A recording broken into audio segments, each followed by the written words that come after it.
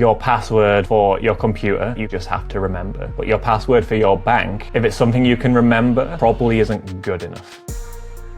If you've been hanging around the digital rights space long enough, you probably have heard about password managers and that they are a commonly suggested tool to keep you safer online. But which one should you use? Why does the underlying format matter? And how does it impact your safety? Today, I'm sitting down with Alex, the VP of Engineering at StrongBox, which is one of my favorite KeePass clients out there, to dig into what makes KeePass-based password management different, how StrongBox thinks about the tension between security and convenience. We talk about also the acquisition of StrongBox and what that looks like, whether you're already a KeePass nerd or just trying to make a smarter choice about where your credentials live. This one's worth your time. Let's get into it. I'm Alex, the VP of Engineering over at Applause, who look after StrongBox. And if you're anything to do with StrongBox or you've been in our community, you'll have probably seen Alex at StrongBox signing off most public-facing things. I tend to look after the design of things, not just technically, but also the actual way it looks and feels. So all things StrongBox generally go via me. So I look after that, but also beyond that, I'm a massive fitness guy. I'm constantly trying to cram in runs and rowing whenever I can. And then I have a lot of my own apps. I make an app where you can just make your coffee experience better. So you can have like the absolute best coffee experience at home, and a couple of others. And I speak at conferences too sometimes about usually things that aren't super technical. There's the odd technical thing about, I spoke about foundational models last year, but I also prefer to talk about things like, how can you actually get started doing iOS stuff? The name of the talk was something I probably shouldn't say without a censor button, but the whole concept was, you can just build things. And I did that before AI, so I feel like I should probably do that one again now and try and say, you can really build whatever you want now. So I built a whole bunch of stuff, and my main thing is just, I really love making things for Apple platforms. There's a little bit of Android here and there, but generally, all I want to do is make the best possible thing for Apple devices, whether that's Vision Pro or a Mac. Yeah, it's funny. I've been recently getting more into coffee. And like my starting point entryway has been the AeroPress. And so I've been doing some as more the advanced side of things of like trying to do espresso. I know it's not really real espresso because it doesn't get anywhere near 9 bars of pressure, but it's been something I've been doing a lot of things with, and it's been fun. And now I'm getting into more of the espresso machines. Now, to get more into the password management side of things, which is why we're really here, I want to start by just kind of, for somebody who has never heard of KeePass, which is kind of what enables StrongBox to exist, and I'm sure you're going to touch on that. What is a password manager to start off with? Why do you recommend it? Do you recommend it to everybody? And what are kind of the nuances and how you view password managers as a whole before we dive into your approach? Yeah, so I think the one-liner, or probably a few more than that, on what a password manager is, it's just the place where you store the important things that let you into other important things. So your password for your computer is something that you kind of just have to remember. But your password for your bank, if it's something you can remember, it probably isn't good enough. So you probably want to keep that somewhere safe. And apps like StrongBox, 1Password, there's dozens of these things.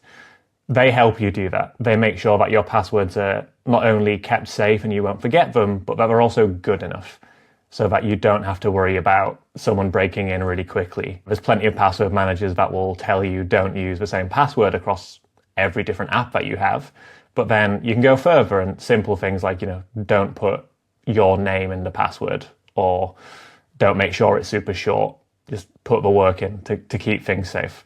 Because it's pretty common now to see, a password get leaked, or even just a whole company have a massive data breach. So it's more important than ever that you actually look after your passwords. It's happened to me multiple times in the past month where it's been some random old account I forgot about. And if I didn't have a password manager with unique passwords for everything that I can effectively not have to remember, I'd be in a lot of trouble and changing a lot of passwords. So it's a very useful tool that keeps you safe, and also nowadays probably saves you a lot more time than you'd think with changing passwords all the time.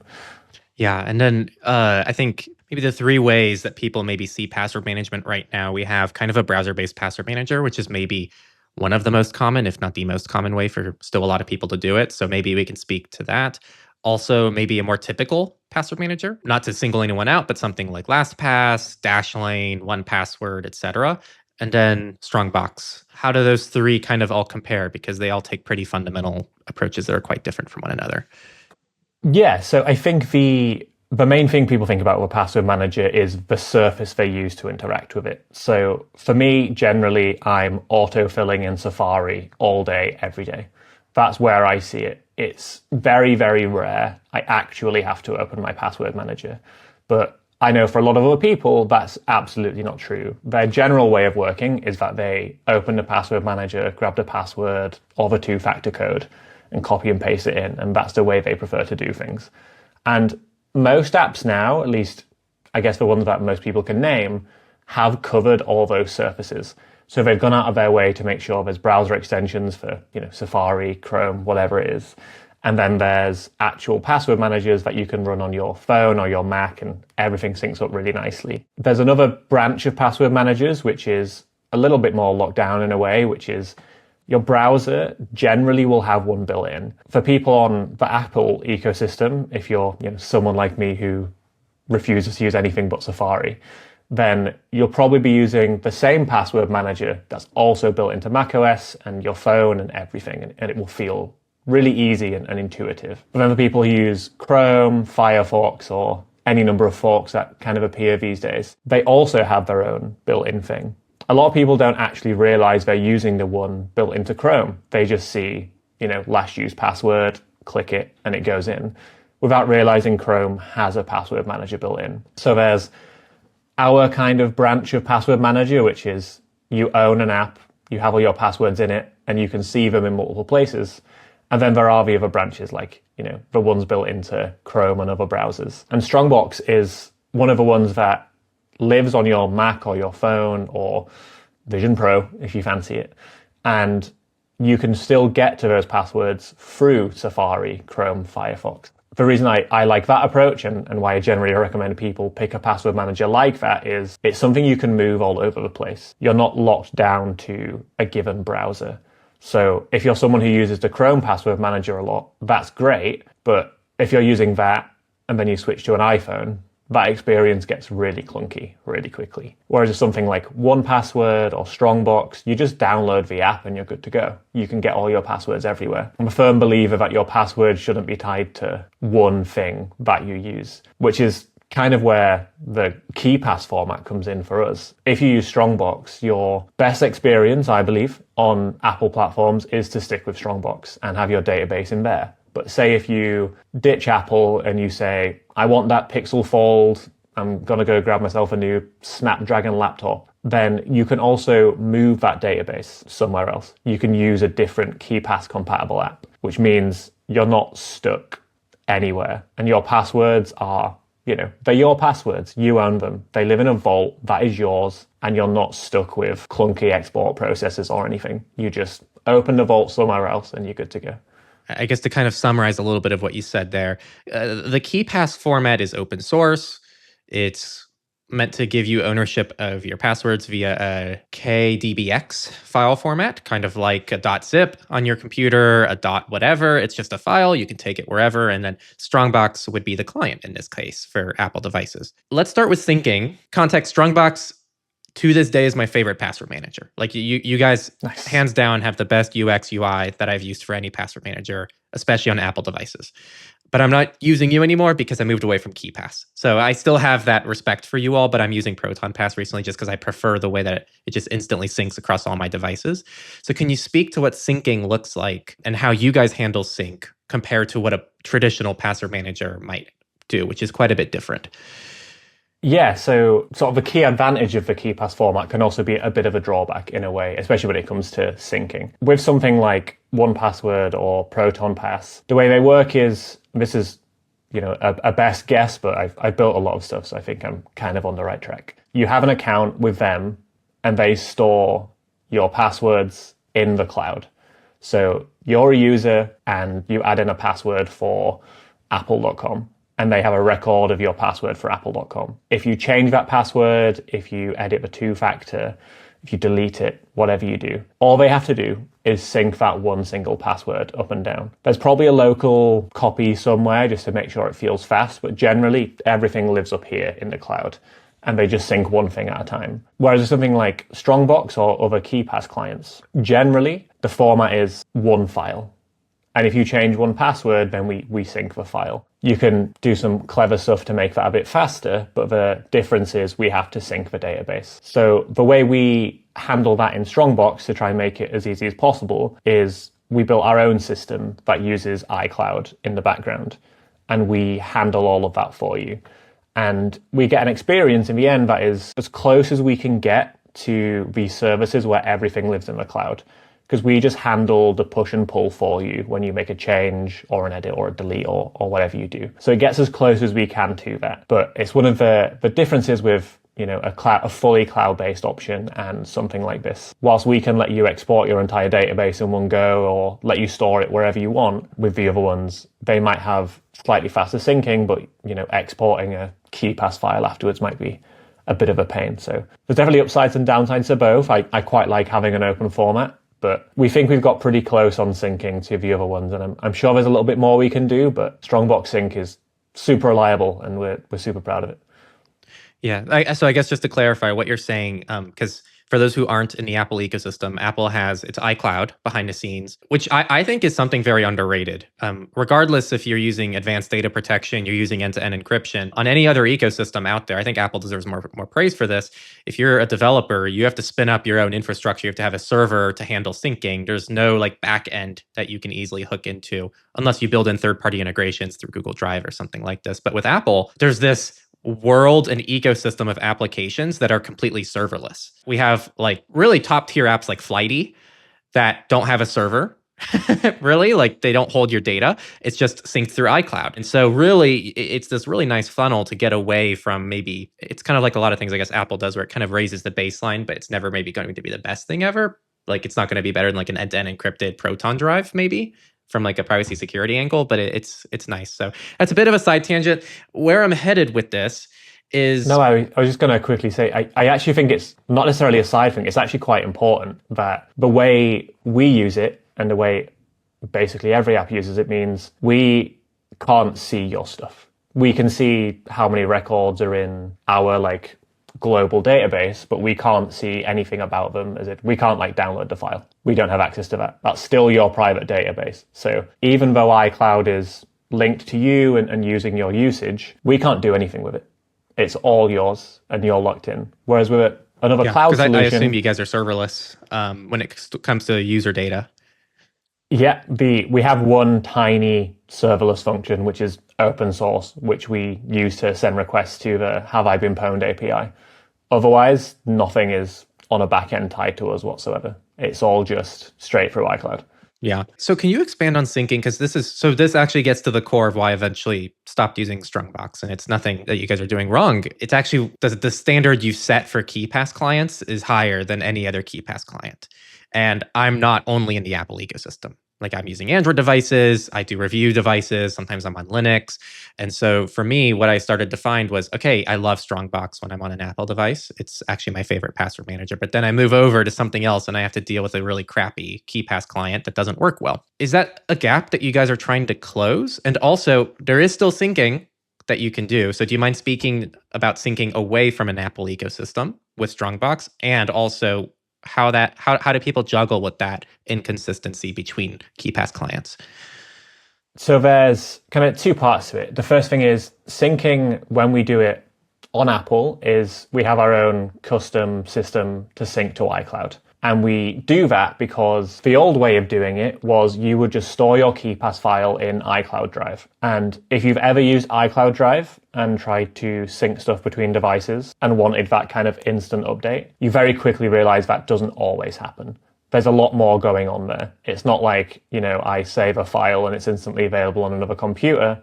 There's more of a delay than you'd like, or sometimes my battery's low and it doesn't sync properly and things like that. So we built our own wrapper to use iCloud and CloudKit directly so that we don't have to handle those issues. We fix them all for people, so it's seamless. Now we've recreated that same experience for Dropbox and Google Drive, and there's other third-party options, like you can use WebDAV if you have your own server somewhere, and a lot of cloud places are WebDAV compatible. So you can use other solutions, and we've made that as seamless as we can with other places. The sort of downside is we can do all the work we want to make sure that Strongbox always keeps up to date, pushes and pulls the latest version as fast as possible. But we're also then dependent on third-party people. You know, if we ask, say, Dropbox to sync, we're not as in control on making sure that actually happens as we expect. So we've tested it a heck of a lot. We know it works really well, but there's an extra party involved there, and we don't see any issues with iCloud sync, but every now and again there'll be someone who says that their Dropbox is a little slow or something. And the sort of the next part in that pipeline where things can change is we have, whilst KeePass is a common open format, it defines, you know, how you open a database and how stuff looks inside it. There's not really a standard for how the app has to be. Once you've opened that file, you can kind of just do what you want and still be, you know, KeePass compatible. So people write in, I'd say I'm up to like a dozen times a day asking if I'm going to do Android or Windows, because they say like they love it, they have cross-platform sync working and they think it's great, but then the experience falls apart when they use another app that, say, doesn't save the database as frequently, so the database gets out of sync, or it doesn't handle syncing conflicts, which, you know, in the real world, syncing conflicts are going to happen. One of your databases will be offline for a bit. You might be on a train or something. It just happens. So that's where things can sometimes fall apart a bit. And it's something that we want to improve. The challenge there is trying to make sure we give people the best possible experience on our side and try to work around issues with other password managers that we might be able to see coming. So if we find out there's a bug in, you know, a really popular Android client, we can try and work around that and build some UX for, you know, maybe we need to improve syncing, or just give people a warning that it was last updated and it doesn't look like anything changed. There's a couple of things we can do to improve that, but the end game thing would be to run on Windows and Android, but it's a really big task. One I'd love to do, but it's Strongbox was a labor of love for many years, and a Windows and Android client would be exactly the same. Especially because it's a native app, so you'd probably have to build other native apps for every other platform and then maintain those. You can't. I assume you couldn't move over to a framework. I think that's the kind of the main thing that stops it being something where I can just say, yeah, we'll kick this off next week, is because we're fully native, which is part of why Strongbox feels so great on your phone and on your Mac. We stay true to how Apple does things. We use their components as most as we can. Some things we have to do custom, but we try and make sure it feels at home on your device.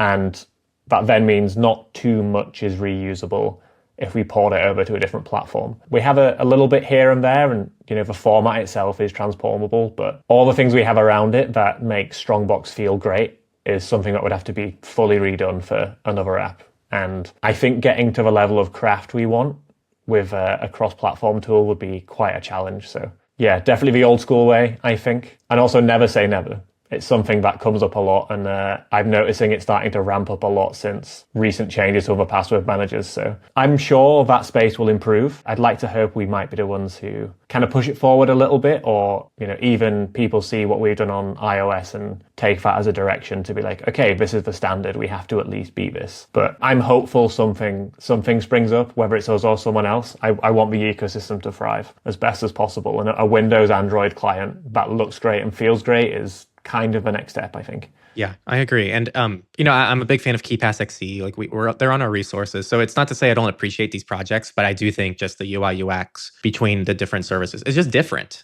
I think some people that are listening to this might actually prefer KeePass XE. But the fact that there aren't options to pick like a Strongbox-esque UI, even if it's not from you guys, I think that's kind of what needs to happen, is filling in those gaps, those different styles of users. A couple of more technical things. On the syncing, and then I have more technical questions that are not syncing related. I assume because you allow any kind of third-party cloud provider, you could sync like Nextcloud, so you can use Strongbox and then use it with Nextcloud with any other KeePass.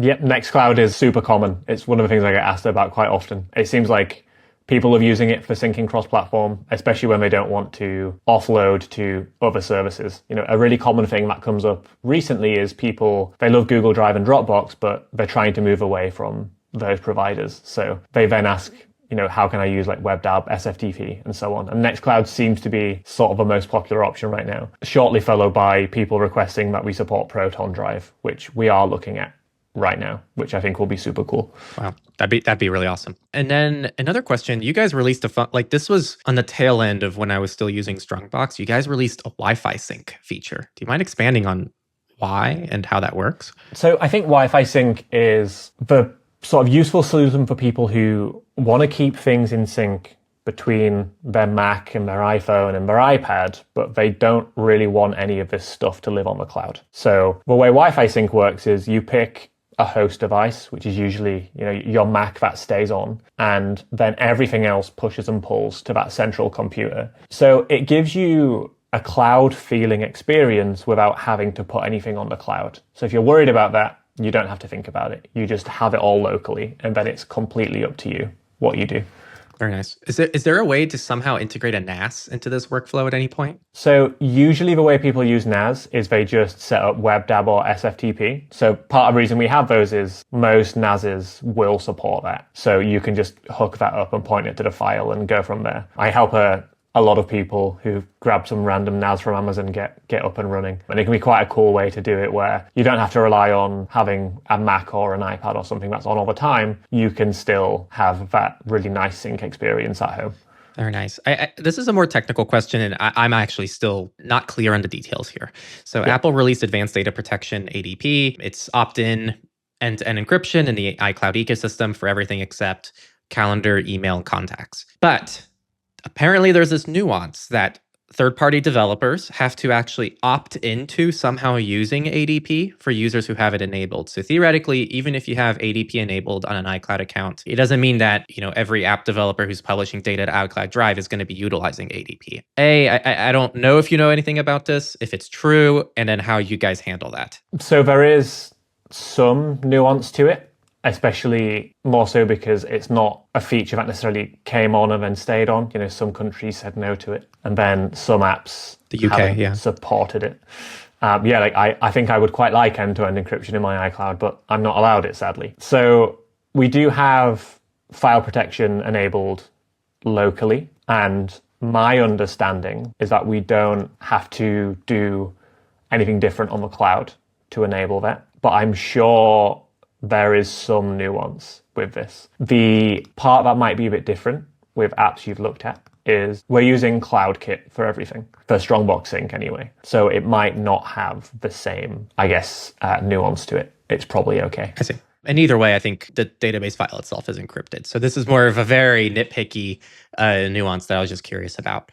It's definitely, it's a question people come to us with these things quite often. I think it's important to check. Yeah. Now, I want to get a little bit more technical now in this section on features itself inside of Strongbox, so moving away from the syncing. You mentioned people are moving away from other password managers, or even you have requests for Nextcloud, Proton Drive. So I want to ask, what's kind of the target demographic that you see? I know it's probably more than one person, but do you have a general list of people that you feel like are drawn to what you're doing? I think we're trying to change that at the moment. So Strongbox is super well known within the KeePass community and people who even just know what KeePass is. And that's kind of been our user base. We get a lot of people who come to us from the App Store who just search Password Manager and find us. And they don't know what KeePass is, and they're just like, this looks great, I'll give it a go. But I'd say our primary audience generally has been just people who care about KeePass, or they just want a great password manager. Now, the thing that I'm trying to kind of change right now is, how do I get the experience to be fantastic for people who don't care about KeePass? And that doesn't mean I don't care about KeePass, but I mean that some people probably don't want to see vault file names and where it's stored. There's a good amount of people who just open an app like this and they want to just start putting passwords in, which is the experience you get with cloud-based password managers a lot of the time. You make an account, you download some sort of secret PDF to break you back in if you need to, and then you just get going. And there's not really any complexity to it. So I'm trying to broaden our horizons and get more people involved in Strongbox by improving that experience for people who want it, which kind of, gets me to the audience is just anyone in the Apple ecosystem who wants a good password manager, which sounds crazy broad, but that's the ambition, is we think we are up there with the best password managers in the Apple space. And I just want more people to find us and have a great experience when they get here, even if you're not technical. Yeah. Again, I'm biased, but I really meant what I said earlier. Like, of all the password managers I've used, it's my favorite UI UX experience. Like everything, it was just really well designed, very simple, but you can still find all the complexity and advanced features. The only thing I didn't like, actually, also that now thinking about it, which is an important thing, autofill. So on iOS, autofill is just phenomenal. Something else Apple doesn't get enough credit for, because on Android, autofill is just a complete mess. Like, to get a password manager going on Android, you have to give like 3 really critical permissions, like accessibility that lets the password manager do literally anything on your phone. On iOS, it's all the same access that Apple has. It's one of the rare scenarios where Apple chose not to use their crazy ecosystem leverage. And so you're going to work through the same ecosystem that Apple uses for their own password manager keychain, and I guess now passwords. But on macOS, it's a little bit different, especially if you're not using Safari. I struggled a little bit using StrongBox with something like Brave, Firefox, etc. So do you mind speaking a little bit to autofill, how you guys handle this, and how this looks like on third-party browsers? There's some notice in the settings about like bug Apple to allow this in third-party browsers or something, but I don't remember if I'm remembering that right. If we did have a warning like that, it's definitely not in there now. Now we have a Chrome extension. But to give a bit of context, I guess, the thing that makes autofill so great on iPhone and Mac is they both use the same system where we can just tell Apple locally, hey, we have a password for this website. So you go to apple.com and that little box comes up. And this is the reason you see, if you have multiple password managers installed or the Apple one set up, you'll see a bunch of stuff in there. And it's not just Apple's password manager. Any app that can write to this can say, hey, I have a password for this. Now, that is really great if you stick to Apple. The downside is that's not something Chrome gets exposed to. I'm honestly not super sure whose fault that is, because I'm pretty sure if certain browsers tagged fields a certain way, it would actually work. But I don't think they want to do that. But there's a way around it, which is to build your own equivalent to what Apple has. So Apple's system, where we tell it, hey, we have a password for this, we can do the same thing ourselves. There's a lot more work involved, but that's why we are usable on Chrome, Firefox, and so on, is that we built our own version of that system and a custom extension. There's a little bit more nuance to how it works in that Safari's is very light touch. We don't say anything like present a little pop-up on this text field. What we do in Safari is just tell it we have passwords. Whereas in Chrome, it's a little bit more complex. We have to check, is there a password field on the page? Where is it? Do we have a password for this domain? And it's a bit more of us proactively doing something than the system just taking over. So a little bit more complicated, and also then results in interesting things like certain websites might decide to tweak their UI and potentially break autofill for like every password manager, which I've seen reasonably often, where I've been told that a website doesn't work and then I check a bunch of different providers and realize that a website's just broken it for everyone. And then I'll open it in Safari and it'll work perfectly fine. So it's a little bit more complex and all very, very custom, but it's a part of the experience that we're right now trying to improve quite dramatically. So our Chrome extension works pretty well, but I think it can also look a lot better and, more importantly, feel a lot better. I think it can be way slicker. And at the same time as that, we can also make it a little bit more reliable on websites that do things a bit differently. So places where the password field doesn't get exposed as a password field, we can work around that. A good example would be, there's a couple of login forms on Reddit where the password field doesn't show up as a password field. It's just not tagged correctly at all. And some very strange things happen all across the web with how people embed sign-up forms or whatever crazy tech they're using. And we can work around all of that. And it's something that we're working on now, because we're quite aware that the Chrome extension is good, but it's a part where the experience can fall down. If that's your only touch point of Strongbox, it's not quite as good as the rest of the app. So definitely some work to do there, I think. But it is something we're aware of. Got it. So I'm going to ask because I know a lot of people listening probably are not Safari exclusive nor like Chrome. So when you say Chrome, I assume it'll work in Brave and other Chromium based browsers. And then also, what about Firefox based browsers? Yeah, so for Chrome and Firefox-based browsers, we will work in most of them. We do have to add periodically support for a new one. It's just a really simple thing on our side where we put a file in a certain spot so that the browser knows that Strongbox is open. Because we don't just want any arbitrary thing to be able to start talking to Strongbox. So we effectively have an approved list, if you will. So we have to add to that sometimes. I think the most recent one I added, which should be going live pretty soon, is Zen, which has become crazy popular recently. But other than that, as long as the browser is compatible with Chromium and its extensions, or Firefox and its extensions, then it should be good to go. And the experience should be just about identical across the board. Very nice. Yeah, I'm a big fan of Zen browser. It's a good browser. If somebody's wondering, maybe someone has a higher security posture and they just care a little bit more about this, does using the extension open them up to any other threats? Is it safer to only use the desktop client and manually copy and paste? Or do you think that something like the autofill is actually good phishing protection in the extension? How do you kind of view this nuance between using the tools? Yeah, so generally we think the extension is just as secure as the app. However, the main difference is you're adding an extra touch point with an ecosystem that changes wildly every day. And not too long ago, there was a reasonably serious exploit that affected almost every password manager that has an extension. And that was something that would only affect you if you use a browser extension. Because of how Strongbox locks and unlocks your database, it didn't actually affect us. But for any password manager that just left your database open, that was a problem. And it could take passwords away. We added a fix in to make sure we're protected against that anyway.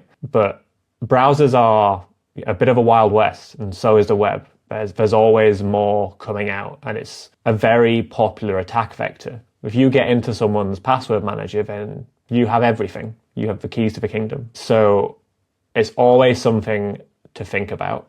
And the ultimate security would be don't use any kind of extension whatsoever.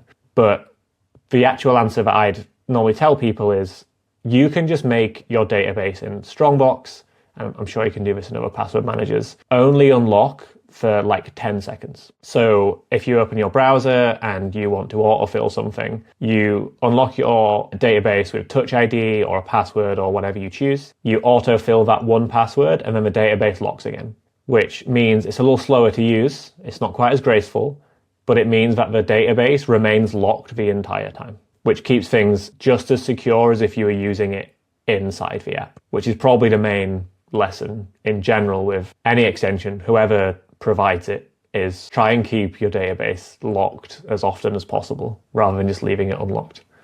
Got it. Yeah, thank you. And earlier you mentioned Have I Been Pwned? It's a great database. You can see if you're caught in data breaches, so you guys integrate with that. And that's the only server connection. Is there any telemetry or anything else in the app that people should be aware of? So the app has two external providers. So we use RevenueCat to process purchases, which is in substantial amount of the apps in the App Store, if not most at this point, I'd imagine.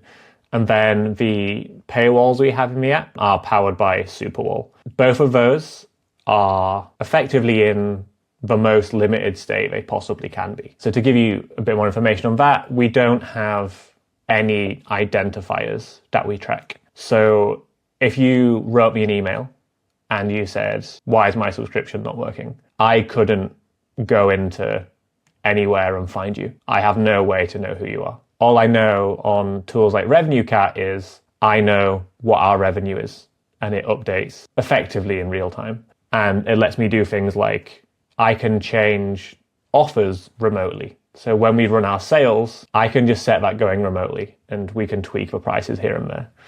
And then with Superwall lets us do paywalls without having to change the app all the time. And that doesn't mean we're adding new paywalls, but what it does is it lets us change how our paywall looks and feels to try and get more people to use Strongbox. It's a huge lever that we have, which means we don't have to invade someone's privacy and start tracking what they're doing in the app to work out how can we get them to pay, we can just test, if I show you something different on the paywall, are you more likely to pay for it or not? A really good example would be, what if I had a paywall where all it talked about was autofill? And that's what you saw when you got through onboarding in the app, is I was just like, hey, autofill's incredible, but you need Pro to use it. I can just test that and see if that works better or worse. And the only information I get is how many people paid and how many didn't. I don't get like telemetry on who did it, who they are, anything like that.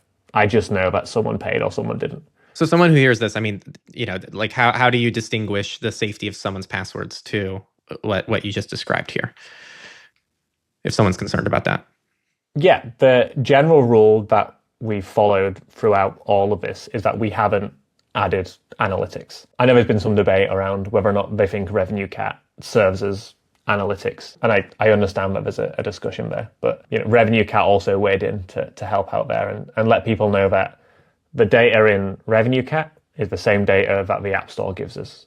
So nothing has changed. The kind of second line of defense is, I have a very firm policy that nothing like this is allowed to be after the database is opened. So StrongBox'S paywalls and syncing purchases and so on happens when you open the app. It's not when you open a database, it's when you open the app. I'm sure we can get background updates that say, hey, the subscription's expired, but we're not sending anything to anyone. We just might realize that your subscription's expired and tell you, you can't use Touch ID to unlock your database anymore. That was a kind of a long answer, but the short answer is nothing goes to anyone, and we don't really have a plan to change that. It would be really useful if I had analytics about how people use the app just to drive forward where to put our time. The usual answer to analytics is scary data collection and so on, which I completely understand, but it would also be not for that purpose. But we've stayed true, and we will do. I'll just ask people with a survey every now and again how they use Strongbox. Yeah, just to clarify, if Touch ID isn't allowed, you can still get in with a password. Yeah, it's not just keeping you away from your passwords. That would be a terrible strategy for user retention to take their database away if they don't pay us. But yeah, all of our... That's very LastPass, though. I've definitely seen places say you haven't paid, you can't get in. And thanks to them not using KeePass, that database is just gone. But with us, all we do is we take away convenience features. We don't actually stop you getting into a database or anything. You would just lose autofill and you'd lose Touch ID, Face ID. So you can still do everything just about, it's just not quite as cool. Right. And then I'll touch a little bit more on the business model in a second as we zoom out. But the last question, I feel like telemetry analytics, very charged, very controversial subject, because the way I see it is that it is so prolific and so bad in all these services. People have this association with analytics and telemetry coming from these really invasive and bad big tech companies that it's just easier to say, I don't want any of this. And I think that is not a wrong answer, but having spoken to so many privacy-first projects, even on this podcast, one of the most common themes is we don't know what our users actually use our service for because they don't have any insight. And so they all say, we wish there was a way, but if we did this, then there would be too much pushback. And so it's a really hard line to walk around. So I understand the difficulties there. I'm sure it impacts you guys as well. Yeah, I think it's an interesting subject because I think people are very right to be scared of invasive telemetry. I think it's something that you should always be careful with. I use tools like Little Snitch on my computer to check where's data going. Like, I've downloaded this cool app off the internet, what's it doing? Especially if I've had to given it like a sensitive permission or something. So I entirely agree. But then the flip side of it is, I think something that's happened over time is analytics are absolutely everything, everywhere now. You'll be tracked in like basically everything. Even a lot of privacy first projects still have analytics somewhere. They just try and say it's not in there. And I generally think that analytics from bad actors are looped in with analytics from people who, like us, would just really benefit from knowing, how do people use this thing? We obviously get the cynical answer of, well, they use it to store passwords. But the nuance is, if we knew a little bit more about, for example, how many passwords do people have in here? Do people use Strongbox as their only password manager, which we could kind of insinuate by, do they have a huge list of vaults and passwords? Do people share things with each other a lot? Do businesses use this a lot? All of these things can help drive our direction on the product. Like, do we find that people download the app and then start onboarding and then get to the sync screen that tells them all the different options and just close the app? That's probably happening, but we have no idea. So we kind of just have to trust what people tell us and ask people and try our best to get information that way. Whereas in other apps, I can tell the users are dropping off at a certain point. We need to make that better. And that's a really useful thing to be able to do. And it's a thing I think about quite often is there any way that privacy apps could do some kind of opt-in, super light information dump somehow? I've never come up with an answer for it, so I've never come back to it. But I'm sure, you've had a similar discussion many times where people just say, we could have a much bigger business and much happier users if we had that information, but we can't have it for a very good reason. So for now, we don't have it, but I can kind of get a good feel for things from, public communities, the emails that come in, and so on. Yeah. I guess on the topic of community, a really difficult thing originally when I found you guys, it was difficult to know if it was or wasn't. But how do you feel about open source? Are you open source? If not, what's kind of your rationale behind that? Yeah, so the short answer is yes, the code base for Strongbox is open source. The kind of longer answer is we do have some parts of it that aren't shared in the repository. And that doesn't mean we've hidden something. It's literally the Xcode project that you would download and run to be able to just run Strongbox on your own phone. You can't do that. And that's not, again, it's not us trying to sneak something in. It's a decision that was made a while ago, and it's effectively just protection. Because if we didn't have that very thin layer of protection, you could just grab our repo and push your own password manager to the App Store tomorrow. We have a license in there that says you can't do that, but licenses don't necessarily prevent bad actors. I've seen it happen. This happens a lot. I mean, there was some news earlier today where cal.com took their code base offline. I just saw that before recording. I got the email for it. That's happening all the time, and we see it a lot where someone will make a really cool app, and I'll be like, this is great. And then I'll notice 10 kind of similar versions appear the next week, and they're very, very slightly different. And they're all paid products. And you can tell it's the same app because you'll spot the same bug in all of them. Like, oh, okay, that's a bit more of a coincidence. So the point is, we want to be transparent. And that's important to us, that, there's nothing crazy going on. Just look at the code, you can have it. And that's why we open source. Like the serverless function we have, where, like we told people, the main reason we have that is we don't want to put paid service keys inside the app, because someone could just grab them and start using our Have I Been Pwned service. But we still want to make sure everything we do is transparent. So that code is up there. So yeah, there's some discussion around the strict definition of open source available, open source, and so on. But we do push everything to the cloud, and we also have our Chrome extension is fully open and so on. So it's all there to look at. It's just you can't quite build it very quickly. Got it. You mentioned earlier that you're trying to broaden your horizons. You don't even want someone to know they're using KeePass, which I respect. I think the best privacy and security tools don't need to tell users what's going on. I feel like something that can happen when you broaden is it's easy to lose sight of the OG audience. So do you still want to be committed to those, hardcore KeePass people? Will they still see those features? Are you trying to balance that mainstream audience and still secretly be serving that hidden audience that they don't even know maybe is being served?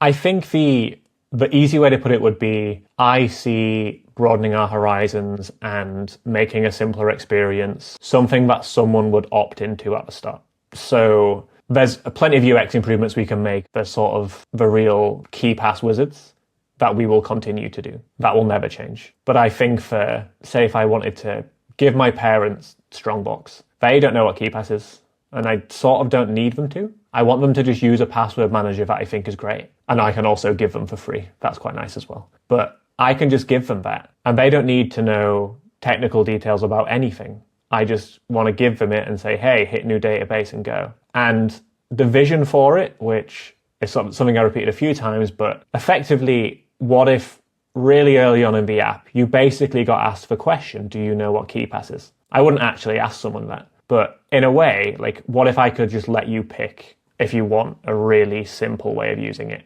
or the complex way? And that would most likely not change anything at all about the in-database experience. I think we've done a really good job there and we're continuing to improve it, but I think that's really good. But I think outside of that, with, picking vaults, customizing, syncing things, and setting up a bunch of, I guess, the more strict privacy features and so on, it's not necessarily something people will find. A really common complaint I get is people think autofill doesn't work, but it's just because they haven't turned it on. And I think most people downloading our app and paying for it because they want to use autofill probably expect it to just be on. So I think that kind of the answer is let people have an easy setup button somewhere where we're like, you just have one database and we turn on all the cool stuff and we make sure you've got convenience unlocks turned on. And it would then feel to you like you're using one of these cloud-based solutions that doesn't have KeePass details in there. It would just feel a little bit smoother to you. But I think it's incredibly important that that is something that we do in addition to what we already do. I would never want to take anything away from anyone. If anything, I actually have quite a lot more stuff I want to add, to be honest. But I also think a simple kind of option would be really good. Nice. And then kind of behind the scenes, what does your organization look like? How many people are working there? And what are the different roles? So there's a reasonable amount of us these days. On the specific STRONGBOX team, there's me and another product person. So whilst I work a lot on product, I also mostly look after everything to do with engineering. And then I try and look after social media and customer support too. Mostly because I think it's quite important that this app transitioned from a face that people knew.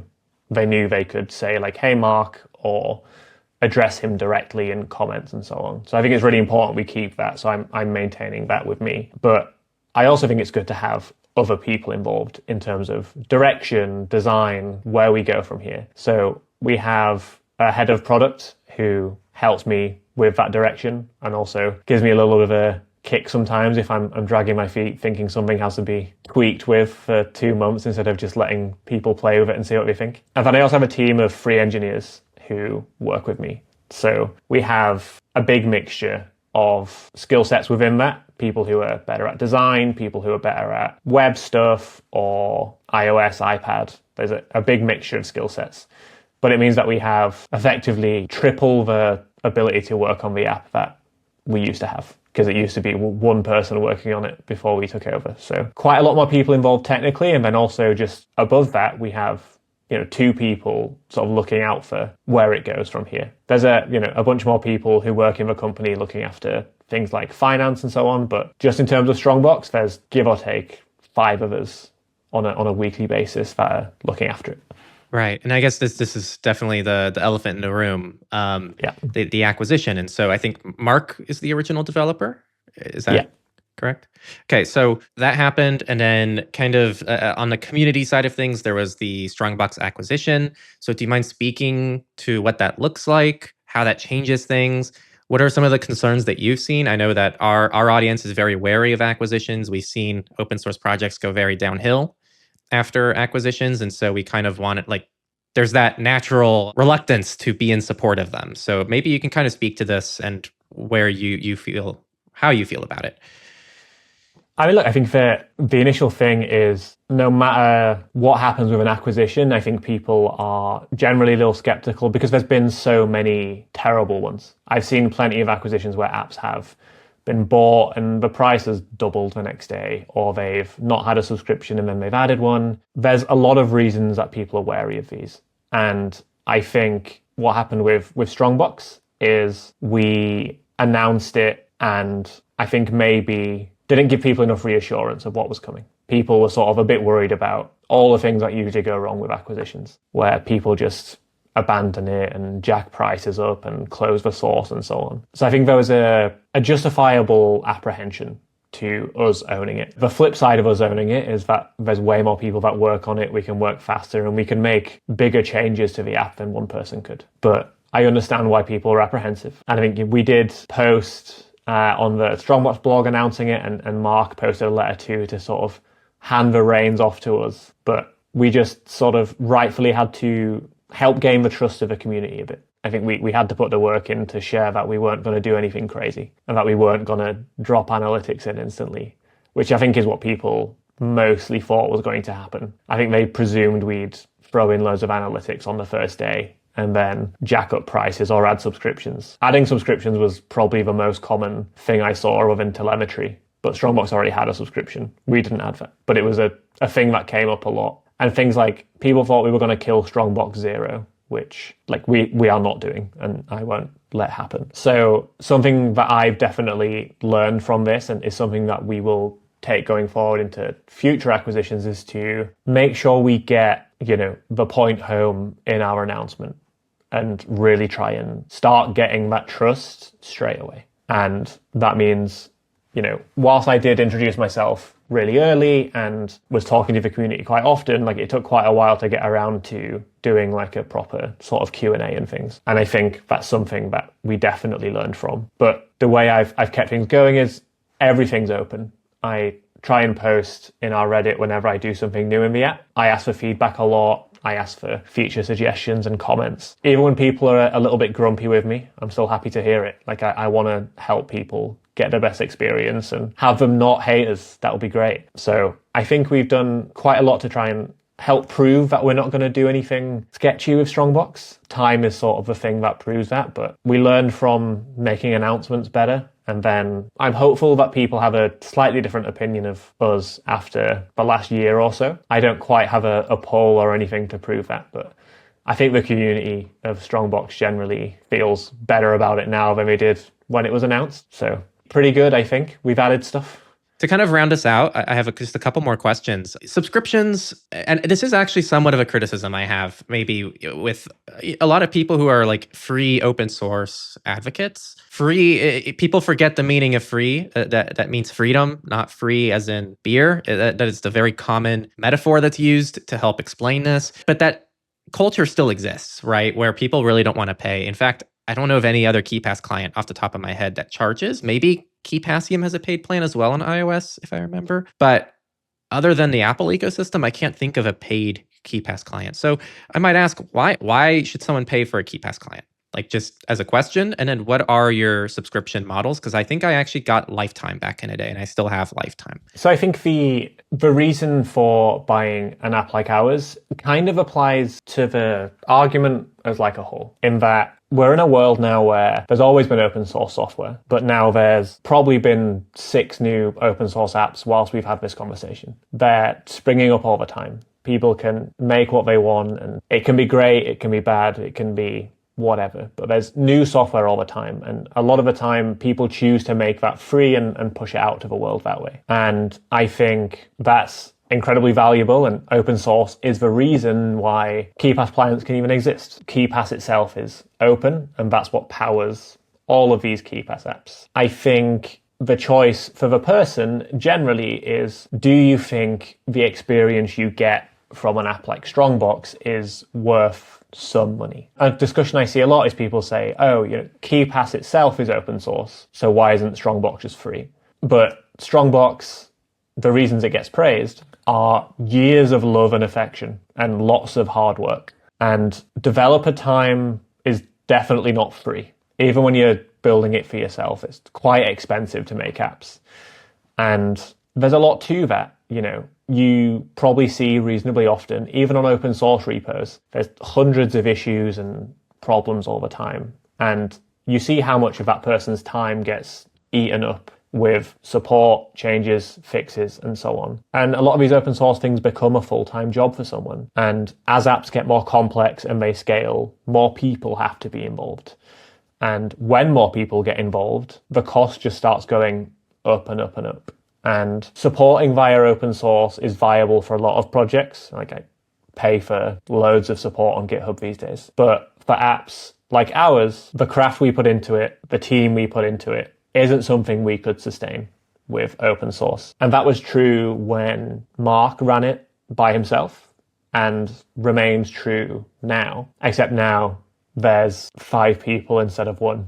And we haven't changed the price because we're pretty happy with it as it is. But this sort of cost of subscriptions sustains people building great things. If no one paid for anything, then there wouldn't be great software. Most of the open source software you see was probably, most open source software you see probably at some point had some paid application involved, which had a lot of people involved in an office somewhere. So software can be free, it can be paid. And it's just up to you. If you think if a free one is fine for you, then that's okay. There's no problem with that. But if you think the paid one is right for you, then that's good too. Like, you can support developing something and see it continue to improve over time. Where I think we strike a middle ground is you can use most of Strongbox fully for free. We limit very small things like convenience unlocks and autofill. So you can use us, and what I think is a very good experience, for absolutely no money. And if you want the other features, you can pay for them. But if you don't, then Strongbox is free for you. And we have a huge amount of free users. And we don't get anything from that, but we're happy that people choose to use us. But we wouldn't be possible without the people who do pay for Strongbox. So it's an interesting choice people have to make. I think I always vote for supporting good software, but I appreciate that I'm very biased in that I make a lot of software. So I probably do want people to pay for it. But we do have options for people who really don't like subscriptions. We do let you have a lifetime option for the app. If you really don't like in-app purchases, you can grab it straight from the App Store. You can grab Strongbox Pro or Zero. And if you're using the free app, you can also grab it in the app as an in-app purchase if you feel like it. So we do have an option for you for a lifetime sub, which is priced at the equivalent of like a few years of subscription. So what's next for you guys, and where can people connect with you or Strongbox? Just kind of leave it open-ended for you to kind of round things out. So the place we're most active is there is a Strongbox subreddit where people post all the time, like requests, bugs, and just thoughts. We're super active in there. We reply to basically everything and try and get involved in the conversation. We also have a Strongbox Twitter account, which we don't necessarily post on super often, but we do reply to people who get in touch with us and tag us and so on. And finally, we do have just an open email inbox. So if people want to get in touch with us and speak to us, they can just fire us an email and say whatever they want. So we're pretty open to a whole bunch of different ways of getting in touch with us. You can kind of pick your poison on that one. You can open an issue on the GitHub repo if you'd like, if that's your preferred medium. So we're kind of all over the place with communication. We just want to meet people where they are. Just get in touch, give us your ideas, niggles, whatever it is. We're here for it. So. Very cool. Well, thank you for coming on the podcast, Alex. And maybe someday in the future, I'll be back. I think it's nothing you guys are doing. Maybe, I hope the system evolves, the ecosystem evolves, and I can go back to my really clean KeePass experience because I used to really love that. But that's something I'm hoping for. So I'm sure we'll get you one day. I'm excited. Yeah. In the meantime, thank you for the work you do because it's my favorite KeePass client. So thank you. Appreciate it. Thank you very much. Great speaking with you. I want to thank Alex for his time. It was an absolute pleasure to have someone working on a KeePass project on the podcast. I think it's actually the first person from any KeePass project on. So if you want to hear more people from other KeePass projects, let me know which ones you guys want to hear from. Other than that, I want to thank you all for listening. And if you like this podcast, you can support it down below by becoming a Techlorian, which allows you to gain access to our Signal group, and you get my private RSS feed, and you get to also support all this content that we put out. Thank you all for listening, and I'll see you next time on Techlore Talks.